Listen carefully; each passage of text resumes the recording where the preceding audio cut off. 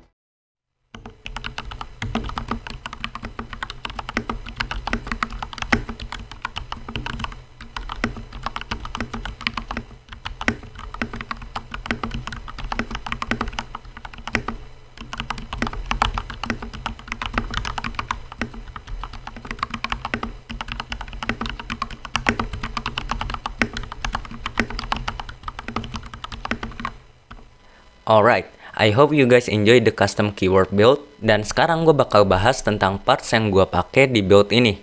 Untuk case-nya, gue menggunakan custom acrylic sandwich case yang berwarna putih matte. Dan ini dibuat oleh toko yang bernama CWD di Tokopedia. Dan di base case-nya, gue tambahkan foam 2 mm untuk mengatasi hollowness si case-nya. Sama dengan case-nya, si pelitnya ini dibuat oleh toko CWD juga dengan bahan akrilik yang memiliki ketebalan 1,5 mm. Beralih dari pelit, sekarang gue bakal bahas PCB-nya. Untuk PCB-nya gue menggunakan PCB GK68X. PCB ini sudah universal hot swap 5 pin, jadi switch apapun bisa masuk ke PCB ini. Tapi sayangnya LED PCB ini masih north facing, jadi bakal terjadi interference ketika memakai keycap seri profile seperti GMK, IPBT, dan masih banyak lagi. Steps yang gue pakai di build ini adalah Gateron plate mounted stabilizer yang udah diklip, ditune menggunakan Krytox 205G0 dan Krytox 205G2, dan juga di holy mode, jadi udah nggak ada tuh yang namanya rattle. Switchnya gue menggunakan 68 pieces Gateron Black KS3X47. Jika kalian mau tahu lebih lanjut tentang switch ini, kalian bisa tonton aja review gue untuk si Gateron Black KS3X47 setelah video ini selesai. Dan terakhir untuk keycapsnya gue pakai si Hamimelon keycap set. Bahannya itu PBT dan profile keycapsnya adalah OEM profile yang gue beli dengan harga second yaitu Rp350.000. Dan secara keseluruhan total harga build keyboard ini adalah 1,5 juta rupiah. Dan ya, itulah video pertama custom keyboard build gue. Don't forget to like and subscribe and leave a comment in the comment section below. It's been me Gavin, see you, bye guys.